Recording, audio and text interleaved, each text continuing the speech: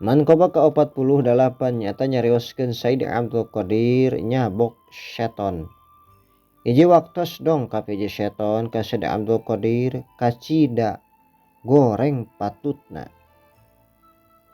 Pakaianana rudin bararau ceuk eta setan. Jisim abdi nu mawi dumaheus sejangah khodaman ka salira. Moga keur sanampi. Henteu diwalonan naon-naon geplok bae dicabok ku Said Abdul Qadir. Les eta setan teh leungit ilang tanpa lebih.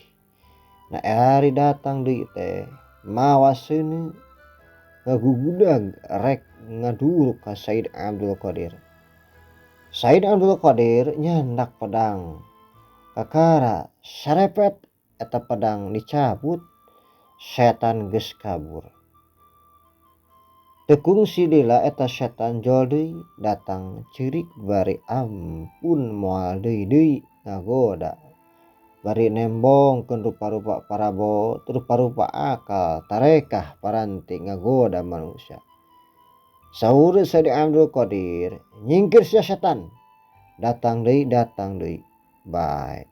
Aing mah beunang teras parabot-parabot na eta setan ku anjeunna diruksak dirampung-rampungkeun setan na kabur.